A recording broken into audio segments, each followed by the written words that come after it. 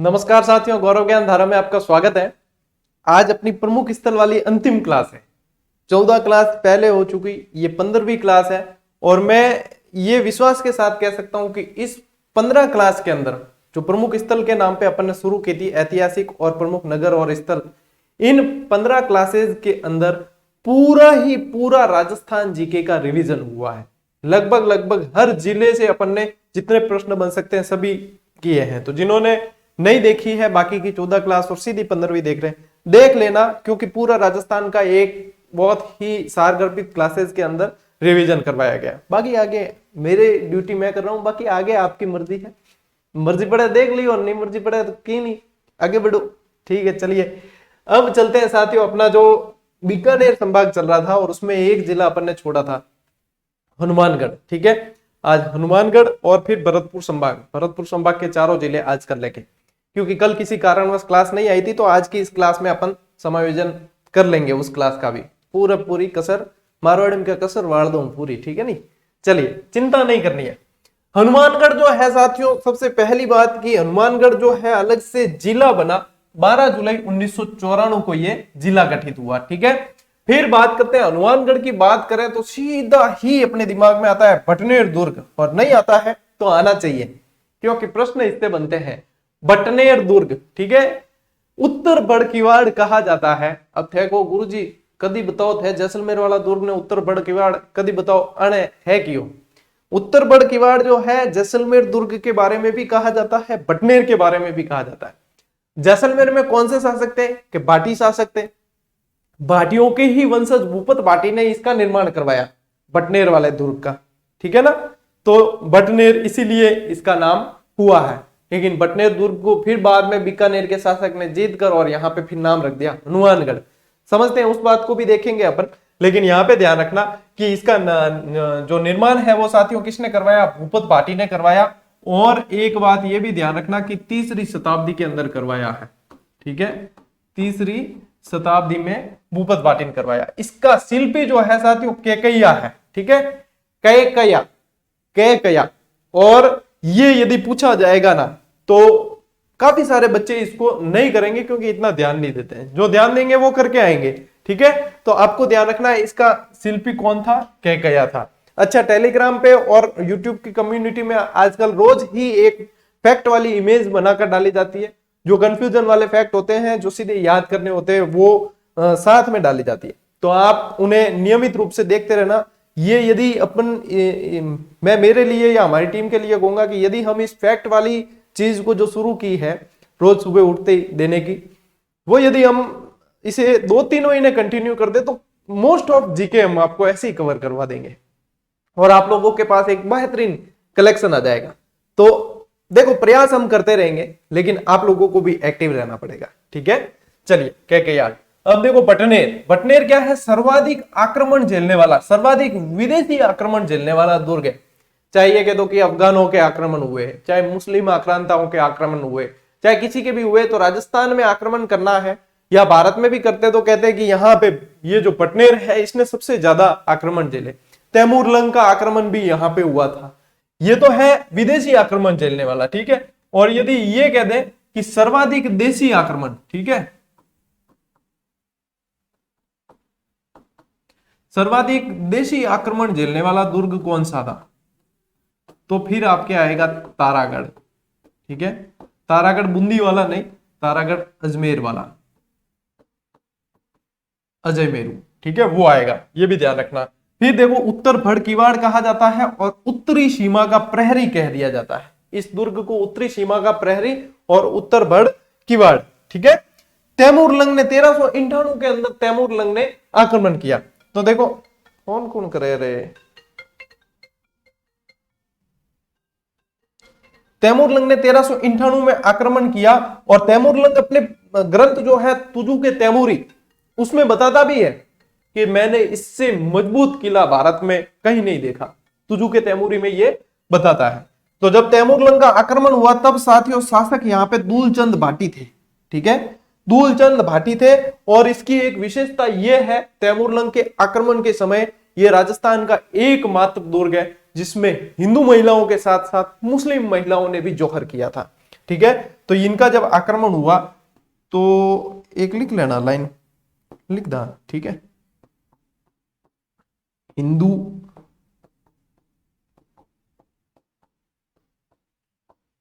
महिलाओं के साथ साथ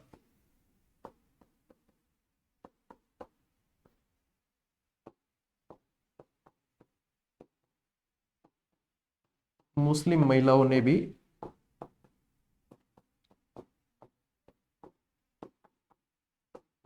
जौहर किया, ठीक है। हालांकि मेरी पेन बदलने की आदत कम है।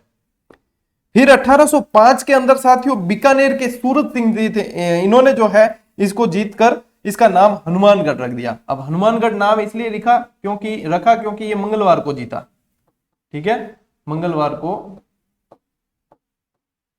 जीता, तो नाम क्या रख दिया, हनुमानगढ़। अब बटनेर दुर्ग में मोस्ट ऑफ देखो रिवीजन हुआ कि नहीं, मोस्ट ऑफ चीज जो आपके कवर होनी चाहिए थी वो कवर करवा दी है, ठीक है ना। और प्रश्न भी आप देखते हो बनते हैं, यूं के यूं बनते हैं। यदि आप खुद समर्पित हो, एक्टिव हो, तो आपको प्रश्न मिलेंगे, ठीक है। चलिए चलते हैं साथियों गोगामेडी। गोगामेडी कहाँ है, नौहर के पास है, ठीक है, नौहर के पास है, हनुमानगढ़ के अंदर। ये धूरमेडी के नाम से प्रसिद्ध है। अब देखो शीर्षमेडी और धूरमेडी, पिछली क्लास में अपन ने शीर्षमेडी पढ़ी और इसमें धूरमेडी पढ़ रहे हैं, यानी कि जहां गोगा जी का धड़ गिरा वहां पे धूरमेडी गोगा जी से संबंधित है। मुख्य द्वार जो है गोगामेडी का, उस पर बिस्मिल्लाह शब्द अंकित है, ठीक है, इसके मुख्य द्वार पर बिस्मिल्लाह शब्द अंकित है। और इसका निर्माण जो है साथियों फिरोज शाह तुगलक ने करवाया। किसका, गोगामेडी का निर्माण फिरोज शाह तुगलक ने करवाया है, ठीक है। और वर्तमान स्वरूप जो है गंगा सिंह जी बीकानेर वाला, गंगा सिंह जी बहुत फेमस रहा, ठीक है, बीकानेर दिग्दर्शन वगैरह इनके लिए बहुत चर्चित रहे हैं। ये गंगा रिसाला, बहुत सारी चीजें गंगा सिंह जी से संबंधित, यानी कि बीकानेर जब अपन पढ़ेंगे ना तो गंगा सिंह जी पे मुख्य फोकस रहेगा। हर वंश, मैं इतिहास आपको बहुत अच्छी तरीके से करवाने के मूड में हूं कि जैसे ही अपने ये राजस्थान सामान्य ज्ञान वाली क्लासेस हो जाती है, जैसे अब ये आज शुक्रवार है, शनि रवि को करंट अफेयर्स की क्लास आएगी, सोमवार को फिर आपके नया टॉपिक आएगा। इसके बाद में जो देख लूंगा मैं सिलेबस में क्या है, वो नया टॉपिक आएगा।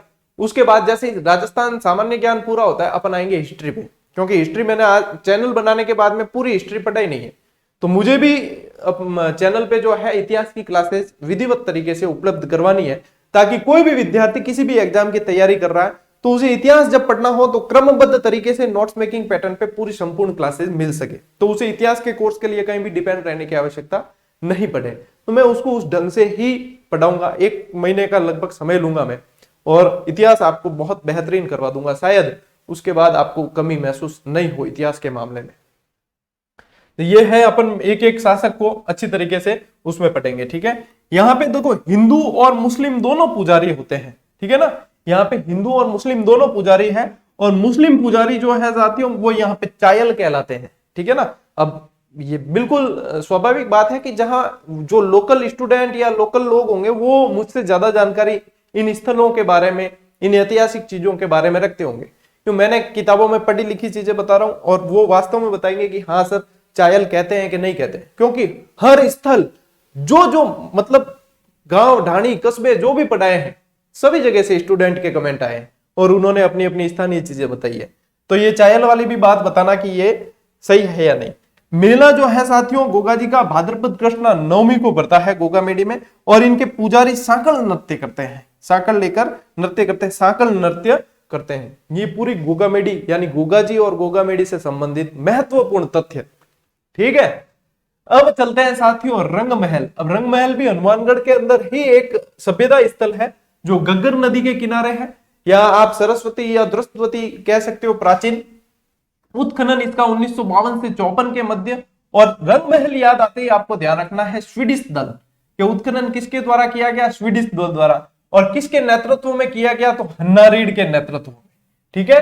राजस्थान का एकमात्र सभ्यता स्थल है जिसका उत्खनन स्वीडिश दल के नेतृत्व, स्वीडिश दल द्वारा किया गया, वो है रंग महल, ठीक है। यहाँ कुषाणकालीन अवशेष मिले हैं और गुरु शिष्य की प्रतिमा मिली है, ठीक है ना, मूर्ति मिली है, गुरु शिष्य की मूर्ति मिली है।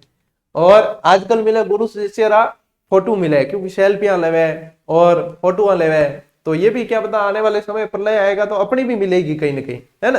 तो कि ये कौन थे कि ये जीजीडी वाले सर थे। चलिए बडोपल। बडोपल क्या, बडोपल एक तो मुख्य चीज है जो सेम समस्या के लिए प्रसिद्ध है, साथ ही ये पुरातत्व स्थल भी है। सेम समस्या, सेम समस्या क्या है कि गुरुजी मुझे भी याद नहीं होता और मेरे दोस्त को भी याद नहीं होता, ये है सेम समस्या है एकदम। आज सेम समस्या कौन है? सेम समस्या जो है ये मिट्टी और उसके उपजाऊपन से संबंधित है। पानी जो है इसको मैं ज्योग्राफी में और अच्छे से बता चुका हूं, जो पानी वापस नीचे से रिस कर मतलब अंदर नहीं जाता है और वापस रिस कर ऊपर आता है, ये सेम समस्या के अंदर आती है। और बडोपल के अंदर सबसे ज्यादा सर्वाधिक सेम समस्या जो है वो बडोपल के अंदर देखी जाती है, बडोपल हनुमानगढ़ वाला, और ये पूछा जाता है, ठीक है ना। सेम समस्या के लिए बहुत प्रसिद्ध स्थल है बडोपल, ठीक है। संगरिया, संगरिया जो है साथियों स्वामी केशवानंद स्मारक संग्रहालय यहाँ पे बना हुआ है संगरिया हनुमानगढ़ के अंदर। तो लगभग अपने हनुमानगढ़ की काफी सारी चीजें होगी। और अब हनुमानगढ़ पढ़े और कालीबंगा नहीं पढ़े तो फिर आधा रह जाएगा। तो आधे से याद आया कि ये जो है ये भी आधा पेज है। आधा पेज किसका है? ये वन लाइनर का आधा पेज है, जो सेकंड ग्रेड वाली अपडेटेड वन लाइनर आई थी ना, उसका आधा पेज है। आधे पेज से ही आप देखो कि कितने सवाल इसमें से बने हैं, ये भी देखो साथ में। यानी कि क्वेश्चन मेकिंग पैटर्न सीधे सीधे याद करने। कालीबंगा कौन सी भाषा का शब्द है? सिंधी भाषा का है, लेकिन कई जगह पंजाबी भी लिखा मिलता है और सिंधी और पंजाबी साथ साथ में चलती है, ठीक है ना। कालीबंगा का शाब्दिक अर्थ सीधा सीधा पूछा जाता है, काली बंगा यानी काली बंगड़ियां, ठीक है ना। तो काली बंगा यानी कि काले रंग की चूड़ियां। अब कालीबंगा कितनी प्राचीन सभ्यता है साथियों? 6000 वर्ष प्राचीन है और ये बताया गया है आरबीएससी 10वीं की बुक के अंदर।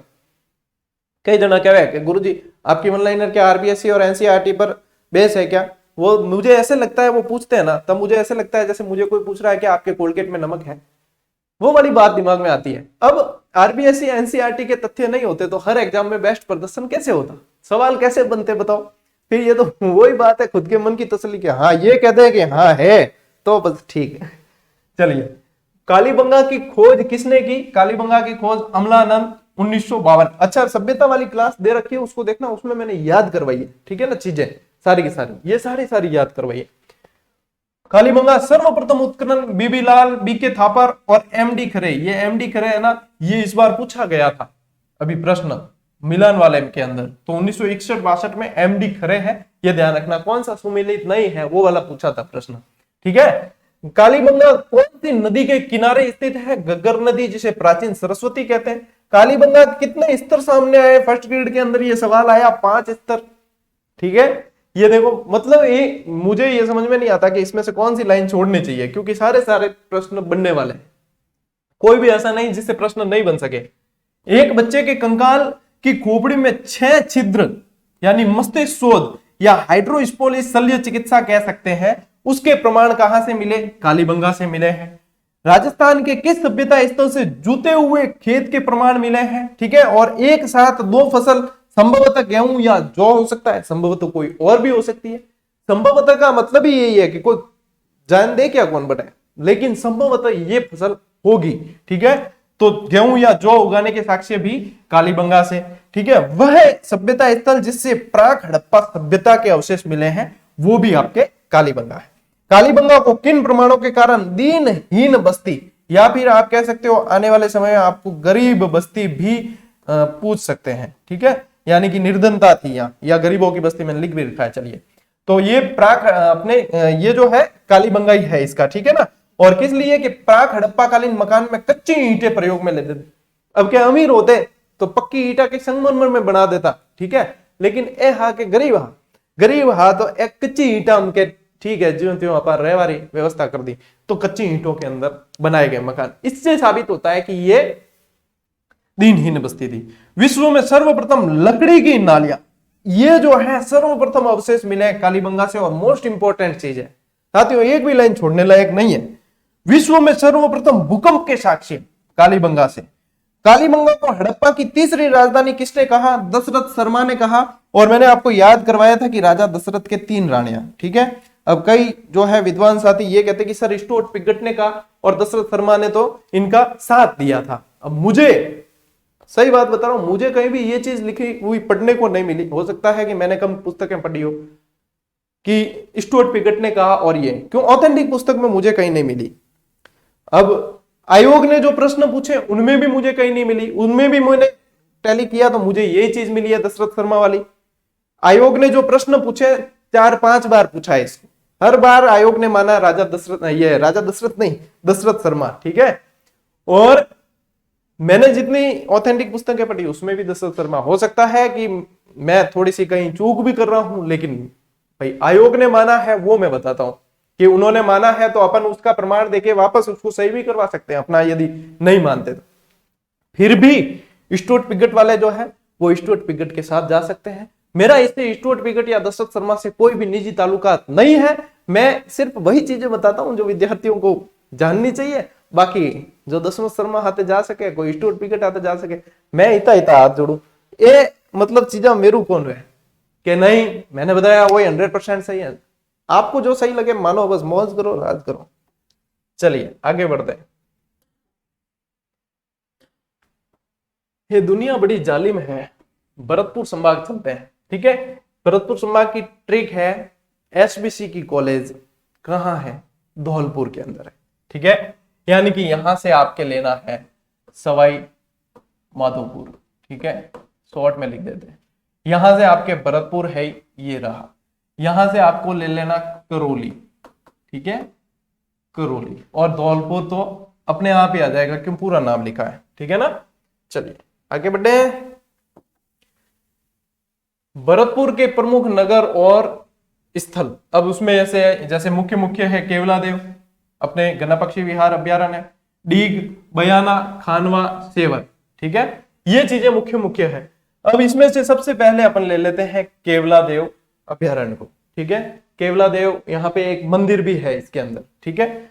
1956 में इसे अभ्यारण्य का दर्जा मिला। अभ्यारण्य क्या होता है? अभय यानी कि बिना डर के, अरण्य यानी जंगल में बिना डर के विचरण कर सके जानवर, वो है अभ्यारण्य, ठीक है। पक्षियों का स्वर्ग या पक्षियों की सबसे बड़ी प्रजनन स्थली भी इसे कहा जा सकता है इसे, क्योंकि यहाँ पे पक्षी विहार बहुत ज्यादा मात्रा में पक्षी है अलग अलग तरह के। दूसरा राष्ट्रीय उद्यान है ये, किसका? राजस्थान का। देखो एक ट्रिक है, रखे मुंह सबको, ठीक है। ये ट्रिक है राष्ट्रीय उद्यान की। राष्ट्रीय उद्यान में देखो रणथंभौर, केवलादेव, मुकुंदरा दर्रा, सवाई माधोपुर, भरतपुर, कोटा, ये रखे मुंह सबको 80, 81, 12, ठीक है। ए तो यूं है कि यूं थे गणना कर सको, बजे जीके नहीं यूं अंगलियां मत गिन सको, अगर तरीको आ जाए पढ़ने रहो बस। चलिए, यूनेस्को की प्राकृतिक धरोहर में भी ये शामिल है। मोथा व एंचा घास है यहाँ पे। एंचा घास के अंदर पक्षी उलझ कर मर जाते हैं, पक्षी फंस जाते हैं, तो उलझ कर मर जाते हैं। और मोथा घास जो है ना, वो साइबेरियन सारस को बहुत पसंद है, यानी कि favourite food Siberian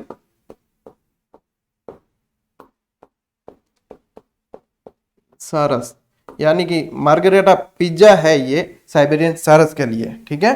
doctor Salim Ali की कार्यस्थली है, और सलीम अली वैसे ही पक्षी विशेषज्ञ हैं। क्या है? पक्षी विशेषज्ञ हैं। तो पक्षियों का स्वर्ग या पक्षियों की प्रजनन स्थली है, तो सलीम अली तो यहाँ पे आएंगे। अब देखो, मैं जब 2014-15 में तैयारी करता था ना, तो एक सर ने कहा था कि सलीम अली की कर्म स्थली, पर दिमागी तो यो, ठीक है ना। और मैंने क्या लिखा था उसे, मैंने सलीम अली तो दिमाग में आया ही नहीं, मैंने लिखा सली और मली। ये कंडीशन होती है शुरू में कंडीशन ये होती है कि अगला बोलता क्या है, अपन लिखते क्या है, अपन करते क्या है, वो अपने खुद को पता नहीं होता। अब मैं लिखा सलीम अली, जाना को बनी ठनी लिखी हुआ है, जो बाद में जब खुद पढ़ी हो किताब में, कह अरे यार वो तो सलीम अली है, ठीक है ना। आप सलीम अली मत लिख देना, क्योंकि आपको तो मैंने यहाँ पे लिख के बताया है, ठीक है। हालांकि कोई नए तो होंगे नहीं, अब तो परीक्षा है पास में, फिर भी होते हैं, क्या करें, मेरे जैसे मंदबुद्धि बहुत है। डीग जो है साथियों, दीर्घपुर इसका प्राचीन नाम था। अच्छा ये यहां लिख देता हूं, ठीक है ना, प्राचीन नाम, ठीक है। जल महलों की नगरी कहा जाता है डीग भरतपुर को, ठीक है। जल महल बहुत ज्यादा है। अब देखो यहाँ के जो जल महल है, कई जने कहते हैं कि गुरुजी बदन सिंह बनाया कि सूरजमल जाट बनाया थे, कभी बदन सिंह दे दो बता दो, कभी सूरजमल जाट बता दो। तो देखो बदन सिंह ने पहले बनवाए, कई सारे इसमें से अधूरे भी थे जिसे पूरा करवाया सूरजमल जाट ने। तो पहले बनवाए बदन सिंह ने, बाद में बनवाए सूरजमल जाट ने, तो दोनों ने बनवाए हैं यहाँ, ठीक है ना। तो जल महलों का निर्माण प्रारंभ बदन सिंह ने और बाद में सूरजमल जाट ने करवाया है। जाटों का अफलातून शासक। और भरतपुर जब पढ़ेंगे तो सूरजमल जाट पर विशेष अपने जोर रहेगा। गोकुला से फिर यहाँ चले थे, गोकुला नामक वो जो जाट थे, उसके बाद में राजाराम जाट, और फिर ऐसे वंशावली पूरी चलती है। कामा भरतपुर, अब देखो कामा भरतपुर 3 चीजों के लिए जाना जाता है, और मैं यहाँ पे 3 ही बता रहा हूं आपको, ज्यादा न तो आवश्यकता से अधिक न आवश्यकता से कम। भोजन थाली मेला सभी को याद है, यहां तक मैं समझता हूं 98% स्टूडेंट को ये याद रहता है, ठीक है ना, याद रहेगा।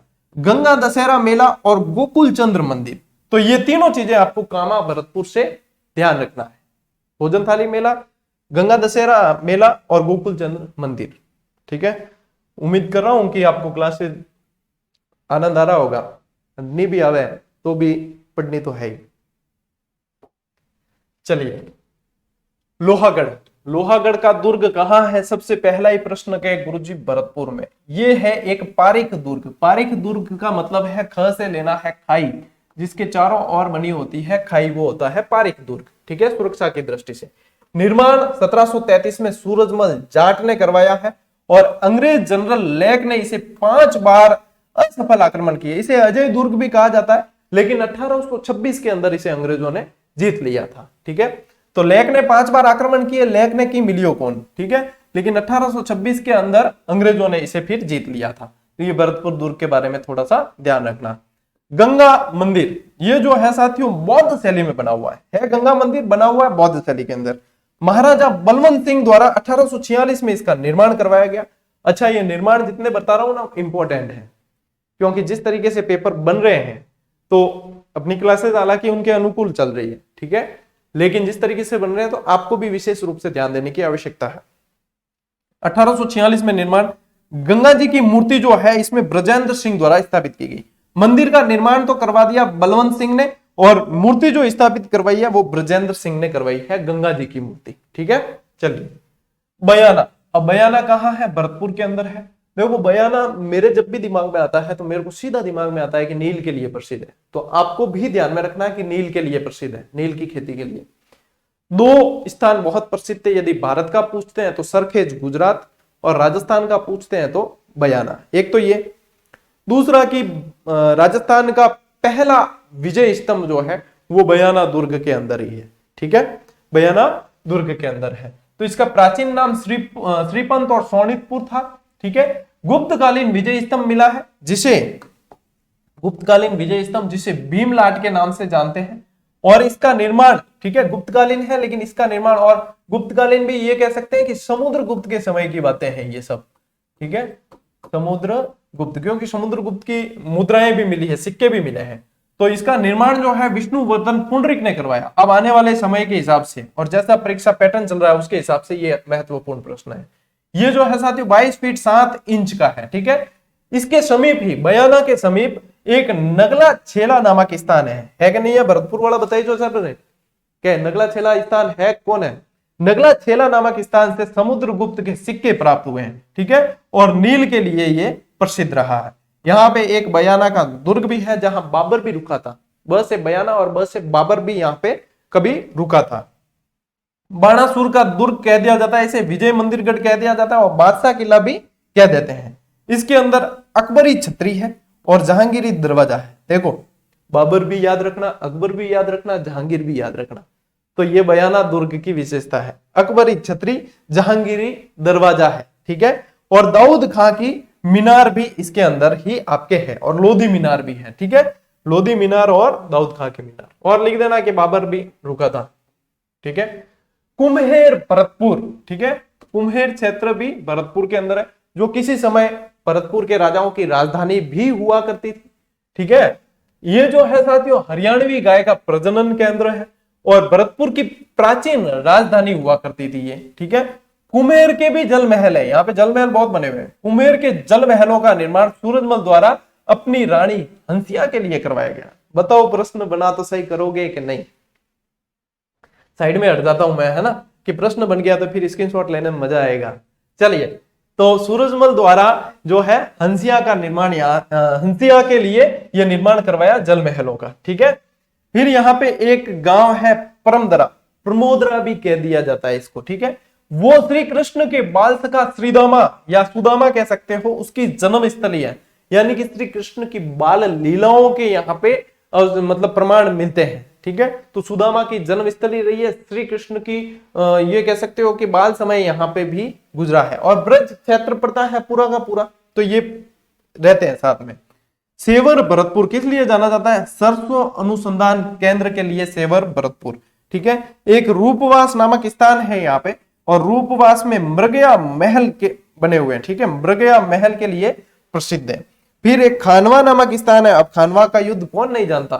खानवा का युद्ध सभी जानते हैं, राणा सांगा वाला। ठीक है ना, डिटेल आपको उसमें पढ़ाएंगे। इससे पहले आपके बयाना का युद्ध हुआ था, फिर खानवा का युद्ध हुआ बाबर और सांगा के मध्य, और यहीं से बाबर के जो है पैर जम गए थे भारत के अंदर।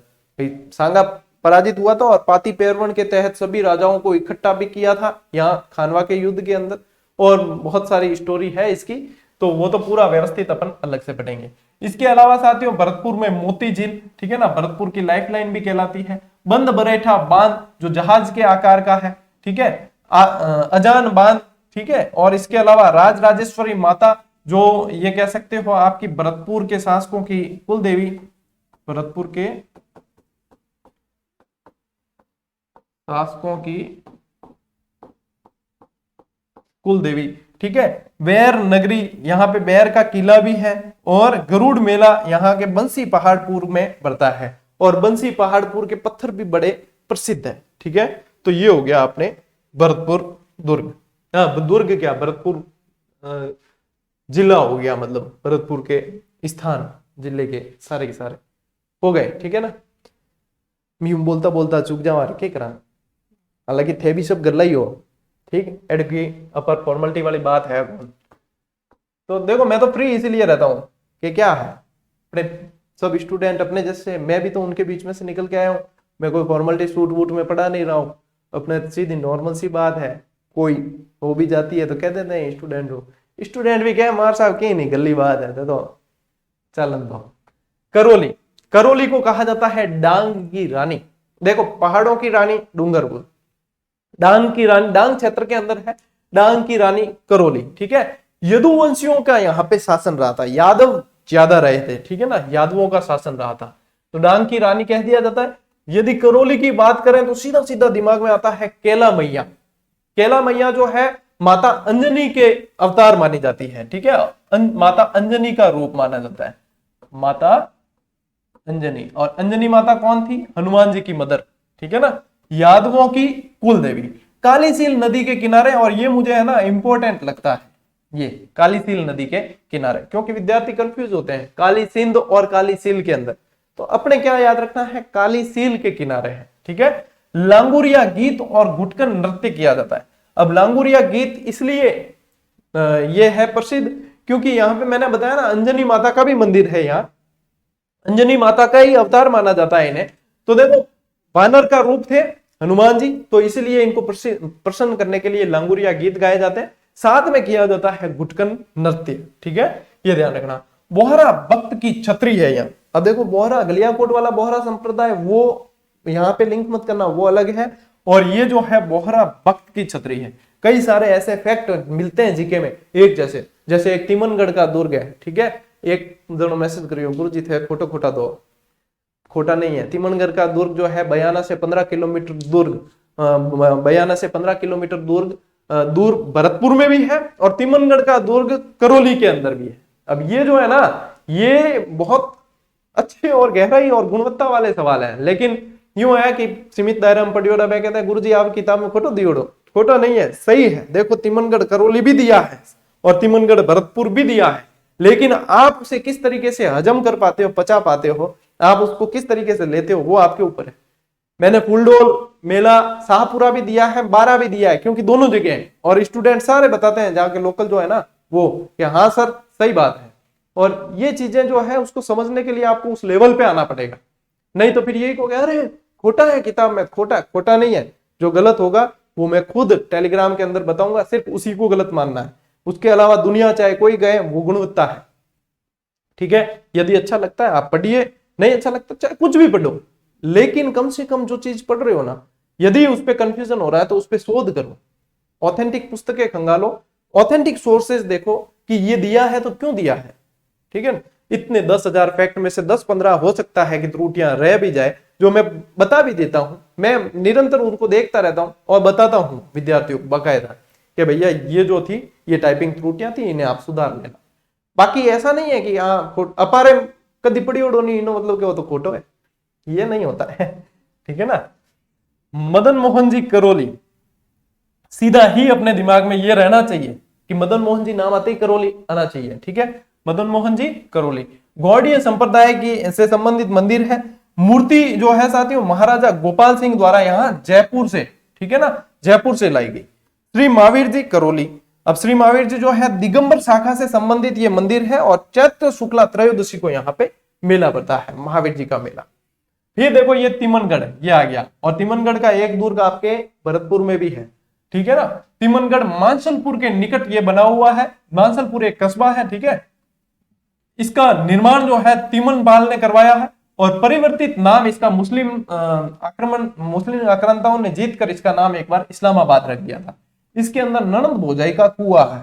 ठीक है, ननंद भोजाई का कुआं, घर घर में था ध्यान, ननंद भोजाई रे झगड़े भी गणा हाल है कि ननंद भोजाई का कुआं है, भोजाई लड़ाई करे तो धक्को, ननंद लड़ाई करे तो धक्को नहीं टेकनो है। ठीक है, चलिए ऊंटगिरी का किला, ऊंटगिरी का किला है करणपुर में, कल्याणपुर में, ये एक ही है। ठीक है, करणपुर भी कहते थे, कल्याणपुर भी कहते थे, ये करौली के अंदर। एक ऊंटाला किला अलग है, ऊंटाला किला है वल्लभ नगर उदयपुर। ठीक है ना, यहां लिख देता हूं मैं, एक है आपके ऊंटाला दुर्ग, ये ऊंटाला दुर्ग कहां है, वल्लभ नगर। ठीक है, फिर यहां पे है एक मंडरायल दुर्ग जिसे ग्वालियर दुर्ग की कुंजी कहा जाता है।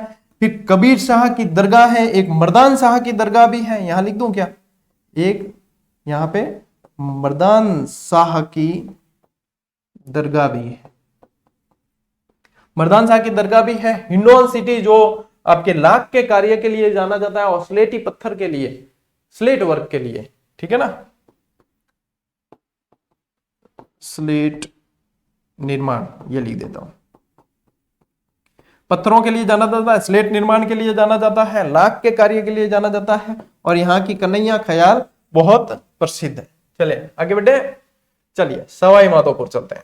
सवाई माधोपुर जाएंगे तो फिर रणथंभौर देखना पड़ेगा। ठीक है, तो रणथंभौर यदि देखते हैं साथियों अपन, तो रणथंभौर में दो चीजें देखते हैं अपन।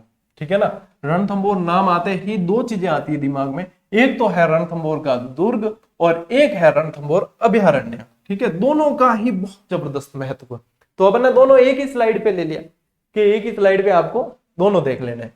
तो देखो रणथंभौर दुर्ग अपने जो है रणथंभौर दुर्ग का सबसे पहले तो ये देख लो कि सवाई माधो सिंह प्रथम द्वारा बसाया गया, इसीलिए नाम सवाई माधोपुर है, जयपुर के शासक सवाई माधो सिंह। ठीक है, निर्माण रणथंभौर दुर्ग का निर्माण रणती देव ने करवाया है।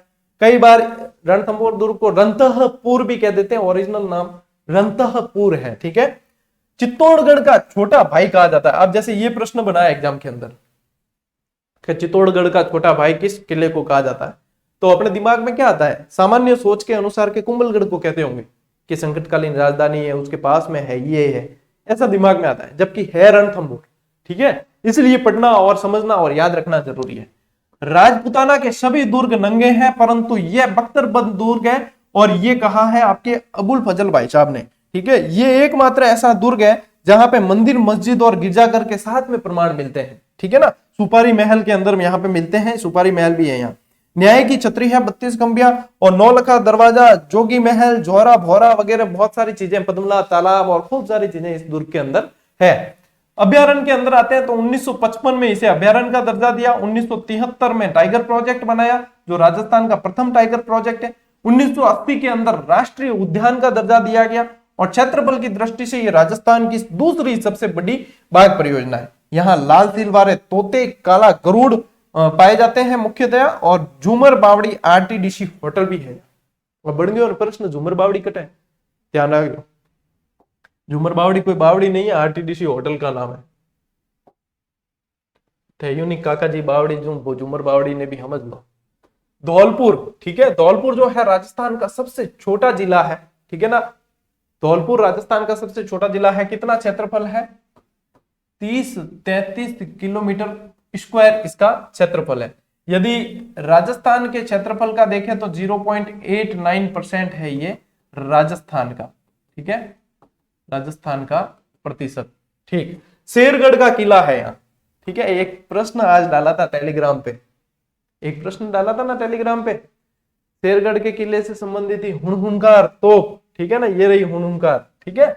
इसका निर्माण राजा मालदेव मारवाड़ वाले कोई जीर्णोद्वार शेरशाह सूरी ने करवाया है। यहाँ पे हुनहुनकार तोप है, जो हुनहुनकार तोप कीरत सिंह ने बनवाई है, ठीक है। इसका हुनहुनकार तोप का शिल्पी सीताराम था और इसका वजन जो है हुनहुनकार तोप के बारे में कहा जाता है 1400 मन, 14 शेर, 14 छटांक और इससे 14 शेर का गोला दाग सकते हैं। और यही प्रश्न आज अपन ने टेलीग्राम पे एक डाला भी था। बहुत कम विद्यार्थियों ने इसका सही जवाब दिया था, लेकिन खुशी की बात यह है कि जिसने जवाब देने का प्रयास किया वो अब आगे उसको कभी भी गलत नहीं करेंगे, क्योंकि मैं चाहता हूं आपकी गलतियां सारी यहां पे हो जाए, तो एग्जाम हॉल में गलती करने की गुंजाइश नहीं रहे। जितनी गलतियां यहां करोगे उतना बेस्ट है, बढ़िया है। उसके बाद आगे गलतियों की गुंजाइश है ही नहीं, फिर तो आगे सब सही सही करने हैं। मचकुंड, मचकुंड को कहा जाता है साथियों तीर्थों का भांजा, तीर्थों का मामा पुष्कर को कहते हैं, तीर्थों की नानी देवयानी तीर्थ सांबर, ठीक है। सिख गुरु हरगोविंद सिंह यहाँ पे ठहरे थे। इंपॉर्टेंट फैक्ट, इसके पास कमल फूल बाग बना हुआ है जिसका उल्लेख बाबर ने तुजु के बाबरी में भी किया है, ठीक है ना, उसके अंदर। और एक ध्यान रखना कि ये जो है ना, ये मचकुंड, ये चर्म रोग के लिए माना जाता है कि यहाँ चर्म रोग का इलाज होता है, ठीक है, चर्म रोग का इलाज होता है। यहाँ पे लंबी बावड़ी है, सीधा सीधा प्रश्न आ सकता है, लंबी बावड़ी कहाँ है? लंबी बावड़ी है आपके धौलपुर में, ठीक है। ये 7 मंजिला है जिसमें से 3 मंजिल पानी में डूबी हुई है, ठीक है।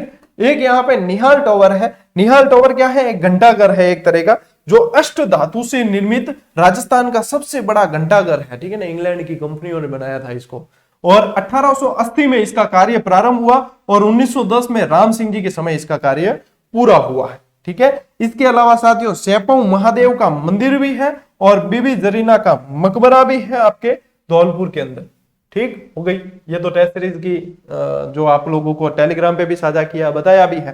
प्रैक्टिस की दृष्टि से सबसे बेस्ट आप लोगों को पता है और कई सारे अभ्यास कर रहे हैं, बताने की आवश्यकता ही नहीं है। और टेलीग्राम पे अब जो फैक्ट वाली सीरीज जो शुरू की है ना सुबह उठते ही, उसको फॉलो करना। उसको मतलब जितने मैं दूंगा हर रोज के कोई 5-7 फैक्ट दिए जाते हैं रोज सुबह उठते ही, और 5-7 आप याद भी कर सकते हो आराम से। बस ये समझ के चलना कि जो फैक्ट आपको रोज सुबह मिल रहा है उसको याद जरूर करना है। सिर्फ देख के राजी नहीं होना कि हाँ मेरे पास कलेक्शन हो रही है बाद में पढ़ लो। बाद कभी नहीं आता, ठीक है ना। बाद वाली चीज कभी नहीं होती, हाथों हाथ ही होती है। या तो हाथों हाथ होती है या फिर गई वो, तो हाथों हाथ चीजें किया करो। क्लास देखी, क्लास देख के नोट्स बना दिए, हाथों हाथ उसको याद कर लो, फिर तो बाद में रिवाइज करना है। बाद आती नहीं है, फिर एग्जाम आते हैं ना, फिर तो मार पड़ती है अपन को कि फिर अब क्या पढ़ूं। इतने कम समय में मेरे पास कई सारे मैसेज आते हैं, कमेंट आते हैं कि सर इतने कम समय में तैयारी हो सकती है क्या? अब इतने कम समय में तैयारी हो सकती है आप पूछ रहे हो, तो इतने समय कहाँ गए थे? जब अब कम समय में जगे हो फिर तो आपके मन में ये शंकाएं आएगी कि इतने कम समय में तैयारी हो सकती है। मैं कोई 1.5-2 साल क्लासा ले रही हूँ, थे हम जागो ही कौन, तो क्या कर सका? फिर तो यही लगेगा कि आपको 2 महीने के अंदर कोई संजीवनी बूटी दे दे, कोई ऐसी गुट्टी पिला दे कि सीधे सीधे जो है हमारे सिलेक्शन हो जाए। उसमें भी पढ़ना कम पड़े और अगला मतलब टीचर गला फाड़ता रहे, मेहनत करता रहे, हमें कम पढ़ना पड़े, लेकिन हमारा सिलेक्शन हो जाए। जिंदगी में नहीं होगा, ठीक है ना। खुद के मरे बिना स्वर्ग मिलता ही नहीं है, मानकर चलना। जितनी मेहनत मैं कर रहा हूं या जितनी मेहनत अदर कोई भी शिक्षक कर रहे हैं, उससे डैडी मेहनत आपको करनी है यदि आपको सिलेक्शन लेना है, ठीक है। और आप लोगों को चाहे लगे या नहीं लगे, मैं जो है पिछले 1.5 साल से 4 से 5 घंटे से ज्यादा नींद नहीं लेता हूं। अब देख लो कि आप अपने लिए कितने समर्पित हो, मैं आप लोगों के लिए कितना समर्पित हूं, मैं मेरे लिए समर्पित हूं, ठीक है, क्योंकि मुझे प्रयास करने हैं, मैं ये बात जानता हूं। तो आप आपके प्रति कितने समर्पित हो ये आपको देखना है कि क्या हम हमारे लक्ष्य के प्रति इतने समर्पित हैं कि जितनी सर मेहनत कर रहे हैं उतनी क्या हम कर रहे हैं? क्या हमने हमारी किताबों के प्रति, हमने हमारी पढ़ाई के प्रति, हमने हमारे लक्ष्य के प्रति न्याय किया है? यदि किया है तो कोई माइका लाल नहीं है जो आपको आपके लक्ष्य को पाने से रोक सके, और यदि नहीं किया है तो करें। बार बार अवसर नहीं मिलेंगे, गलतियां हो गई भूल जाओ, सुधारो, आगे बढ़ो। ठीक है, चलिए मिलते हैं अगली क्लास में, अगले वीडियो में। तब तक के लिए राम राम, जय हिंद।